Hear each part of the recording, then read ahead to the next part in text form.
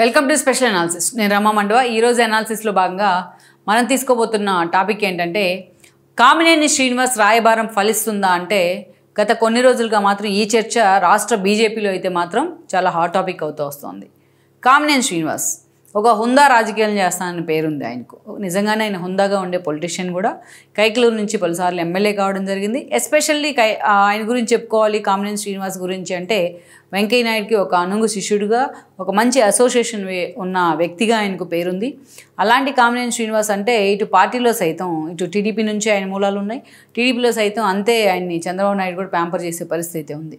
అలా తనకంటూ కృష్ణా జిల్లా రాజకీయాల్లో అత్యంత రాజకీయ చైతన్యం ఉందని చెప్పుకునే కృష్ణా జిల్లా రాజకీయాల్లో చాలా తక్కువ సమయంలోనే ఒక హుందాతనంతో పాలిటిక్స్ చేస్తారనే పేరు కామినేని శ్రీనివాస్కు ఉంది. అదే స్థాయిలో తన రెప్యుటేషన్ కూడా కొనసాగిస్తూ వచ్చారు. ఈవెన్ ఆయన సుదీర్ఘకాలం మంత్రిగా పనిచేసినా ఎక్కడా వీసమిత్తు ఆరోపణ లేకుండా, ఆయన ఆరోగ్య శాఖ మంత్రిగా చేసినా ఇంత ఆరోపణ లేకుండా తను మంత్రి పదవిని తానేంటో కూడా ప్రూవ్ చేసుకున్నారు. అలాంటి కామినేని శ్రీనివాస్కు ఈసారి ఆయన మంత్రి పదవి రేసులో ఉంటారా లేదా అనేది ఒక చర్చ అయితే, నిజంగానే మంత్రి పదవి కోసం కామినేని శ్రీనివాస్ రాయబారం చేస్తున్నారనే ఇంకొక చర్చ కూడా ఈ రోజున హాట్ టాపిక్ అవుతుంది.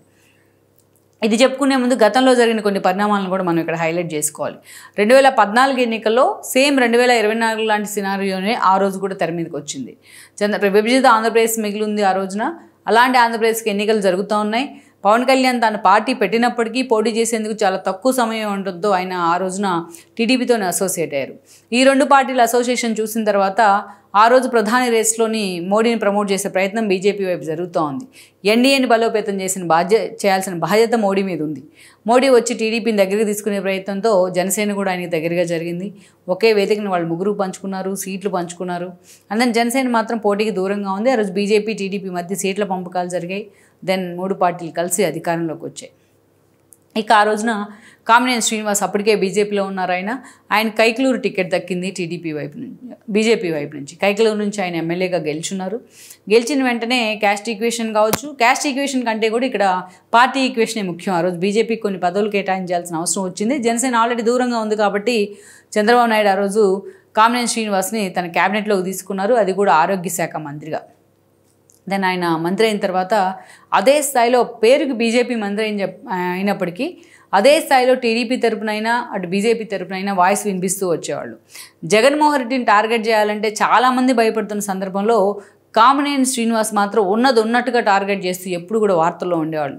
జగన్మోహన్ రెడ్డికి అటు అసెంబ్లీ సమావేశాలు అంటేనే జగన్మోహన్ రెడ్డిని ఎన్నోసార్లు ఆయన వ్యక్తిత్వాన్ని ఎక్స్‌ప్లాయిట్ చేస్తూ కూడా కామినేని శ్రీనివాస్ మాట్లాడిన సందర్భాలు కూడా ఉన్నాయి. అలా జగన్మోహన్ రెడ్డిని ఎన్నోసార్లు టార్గెట్ చేస్తూ వార్తల్లోకి ఎక్కేవాళ్ళు. ఇక అటు బీజేపీ అగ్రనేతలతో కూడా ఆయన అంతే సత్సంబంధాలు, ఇటు చంద్రబాబు నాయుడుతో అంతే సత్సంబంధాలు.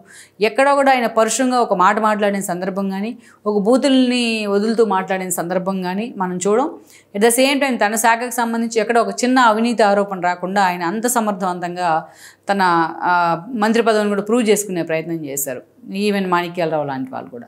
ఇక అక్కడి నుంచి మనం చూసినట్లయితే ఎప్పుడైతే బీజేపీతో చంద్రబాబు నాయుడు డిఫర్ అయ్యారో, విభజన హామీలు వేదికగా డిఫర్ కావడం జరిగింది. అప్పుడు కేంద్రంలో ఉన్న సుజనా అండ్ అశోక్ లాంటి వాళ్ళు రాజీనామా చేస్తే రాష్ట్రంలో ఉన్న వీళ్ళిద్దరూ కూడా రాజీనామా చేయడం జరిగింది. దెన్ ఆల్మోస్ట్ అంటే మనం 2 ఏళ్లకే కామినేని మంత్రి పదవి ఆ రకంగా కోల్పోవాల్సి వచ్చింది. ఇక అయినా సరే బీజేపీలో ఎమ్మెల్యేగా కొనసాగిన ఆయన టీడీపీ అధినేత చంద్రబాబు నాయుడుతో కూడా ఆయన అంతే సత్సంబంధాలు కొనసాగించేవాళ్ళు. అలా బీజేపీ అగ్రనేతలతో కూడా సత్సంబంధాలే కొనసాగించేవాళ్ళు.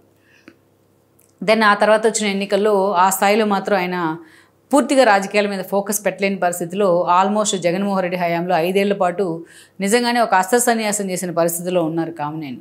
అసలు కామినేని ఎక్కడున్నారా, ఎందుకు ఇన్యాక్టివ్ అయ్యారని కూడా అందరూ చర్చించుకున్న పరిస్థితి. కైకలూరులో కేవలం ఆయన అభిమానులే కాదు, మిగతా పార్టీలో కూడా ఎప్పుడూ కామినేని వార్తల్లోనే ఉంటూ వచ్చారు. అసలు మొన్నటి ఎన్నికల్లో 2024 ఎన్నికల్లో ఆయన పోటీ చేస్తారా లేదా అనే పరిస్థితి అయితే తెర మీదకి వచ్చింది. ఆ చర్చ కూడా వస్తున్న సమయంలో హఠాత్తుగా కామినేనికి ఏదైతే బీజేపీ అండ్ జనసేన టీడీపీ మరోసారి అలైన్ అయింది. ఈ క్రమంలోనే మరోసారి కామినేని శ్రీనివాస్ కైకలూరు నుంచి ఎమ్మెల్యే అయ్యారు. ఆల్రెడీ అక్కడ ఉన్న సిచ్యువేషన్ గమనించి జయమంగళ వెంకటరమణ లాంటి వాళ్ళు అంతకన్నా ముందుగానే వైసీపీలోకి వెళ్ళారు. వైసీపీలో ఆయన ఎమ్మెల్సీ కూడా కావడం జరిగింది. సో అక్కడ క్లియర్గా ఒక ఎడ్జ్ ఉంది. అలాంటి పరిస్థితుల్లో కైకలూరు టికెట్ మరోసారి మొన్న కామినేని శ్రీనివాస్కి దక్కింది. ఆయన మరోసారి బీజేపీ నుంచి ఎమ్మెల్యే కావడం జరిగింది. అయితే ఇక్కడ ట్విస్ట్ ఏంటంటే ఎమ్మెల్యే అయ్యారు, ఓకే, గతంలో తన మీద మంచి ఇంప్రెషన్ ఉంది కాబట్టి తాను ఎలాగైనా సరే మంత్రి అవుతానని అనుకున్నారు, అది వాస్తవం కూడా. కానీ క్యాస్ట్ ఈక్వేషన్ కావచ్చు, లోకల్గా ఉన్న 3 పార్టీల మధ్య ఉన్న రాజకీయ ఈక్వేషన్లు కావచ్చు, కామినేనికి మొన్నటి విషయంలో మంత్రి పదవి దక్కలేదు, ఫస్ట్ క్యాబినెట్ దీంట్లో. సో ఇలాంటి సందర్భంలో కామినేని శ్రీనివాస్ మాత్రం ఈ రోజున మంత్రి పదవి యోగం ఉంది అని ఆయనకి చర్చ జరుగుతుంటే ఆయన కూడా తన ప్రయత్నాలు ఆయన చేస్తున్నారన్న చర్చ కూడా ఉంది. క్యాబినెట్ ఎక్స్పాన్షన్ అనే మాట ఎప్పటి నుంచో వినిపిస్తూ ఉంది. కొంతమంది పెర్ఫామ్ చేయలేని మంత్రులు తీసి చంద్రబాబు నాయుడు పక్కన పెట్టిపోతూ ఉన్నారు. బట్ అదే స్థాయిలో కొత్తగా మంత్రులు కొంతమందికి అవకాశం ఇవ్వబోతున్నారనే చర్చ అయితే జరుగుతూ ఉంది చాలా రోజులుగా. దాన్ని ఎండార్స్ చేసే విధంగా కామినేని లాంటి వాళ్ళు తమ ప్రయత్నాలు తాము చేసుకుంటూ ఉన్నారు. ఎందుకంటే వెంకయ్య నాయుడుకి ఒక అనుంగు ఫాలోయర్గా, అనుంగు శిష్యుడిగా ఆయనకి పేరుంది, ఒక సన్నిహితుడిగా పేరుంది. At the same time Chandrababu నాయుడుకి వెంకయ్య నాయుడుకి మధ్య అందే సత్సంబంధాలు ఉన్నాయి. కామినేనికి మంత్రి పదవి ఇవ్వాలని వెంకయ్య నాయుడు లాంటి వాళ్ళు రెఫర్ చేస్తే చంద్రబాబు నాయుడు ఎట్టి పరిస్థితుల్లోనూ వెనక్కి తగ్గే సిచ్యువేషన్ అయితే ఉండదు. అందుకనే ఆ స్థాయిలో కామినేని ఫోకస్ పెట్టారన్న ప్రచారం కూడా ఉంది. ఎలాగైనా మంత్రి పదవి దిశగా తాను ఫోకస్ పెట్టాలని కూడా ఆయన అనుకుంటూ ఉన్నారు. అదే జిల్లాకు సంబంధించి సుజనా లాంటి వాళ్ళు ఉన్నారు బీజేపీ నుంచి రిప్రజెంటేటివ్స్గా. కానీ సుజనాకైనా మంత్రి పదవి దక్కుతుందని అనుకున్నా, బట్ సుజనా విషయంలో కూడా చంద్రబాబు నాయుడు అప్పుడున్న ఈక్వేషన్స్లో మంత్రి పదవి మీద ఫోకస్ పెట్టలేకపోయాడు. మనం చూస్తే కృష్ణా జిల్లా నుంచి పార్థసారథి లాంటి వాళ్ళు మంత్రులుగా ఉన్నారు, ఎందుకంటే ఒక బీసీ సామాజిక వర్గం నుంచి. ఇక కృష్ణా జిల్లా వ్యాప్తంగా చూసినట్లయితే చంద్రబాబు కొన్ని ఈక్వేషన్స్లో ఫిట్ అవ్వలేకపోయినారు అక్కడ కొంతమంది నేతలు. గుంటూరు నుంచి, ఆ పక్కనే ఉన్న గుంటూరు నుంచి చూస్తే కమ్మ కమ్యూనిటీ నుంచి నాదెండ్ల మనోహర్ జనసేనకి ఇవ్వాల్సి వచ్చిన పరిస్థితి ఉంది. సో అలా క్యాస్ట్ ఈక్వేషన్స్ కంటే ఈ 3 పార్టీల మధ్య అడ్జస్ట్మెంట్లోనే కొంతమంది నేతలు కామినేని లాంటి వాళ్ళకు మొన్నటి ఎన్నికల్లో మంత్రి పదవులు దక్కకుండా పోయాయి. సో అలాంటి సిచ్యువేషన్లో ఈరోజు చంద్రబాబు నాయుడు మాత్రం చాలా సీరియస్గా రెండో ఎక్స్పాన్షన్ మీద ఫోకస్ పెట్టబోతున్నారు అంటున్నారు. అందుకే కామినేని శ్రీనివాస్ కూడా అదే స్థాయిలో తను పూర్తి అటు బీజేపీ అగ్రనేతల వైపు నుంచి తను నరుక్కొని వస్తున్నాడు ఈ విషయం అని కూడా చర్చ జరుగుతోంది. మరి మొత్తానికైతే ఇలాంటి సిచ్యువేషన్లో చంద్రబాబు ఎంతో సెన్సిటివ్ మ్యాటర్ ఇది, కామినేని విషయం డీల్ చేయడం అనేది. మరి ఈ విషయంలో కామినేని మీద మరోసారి ఫోకస్ పెడతారా? గతంలో ఆయనకున్న ఒక ట్రాక్ రికార్డ్ ఈరోజు ఆయన మళ్ళీ మంత్రి పదవి దాకా తీసుకెళ్తుందా అన్నది మనం చూడాల్సి ఉంది. ఈ వీడియో మీకు నచ్చినట్లయితే please share, like and subscribe R24 Telugu.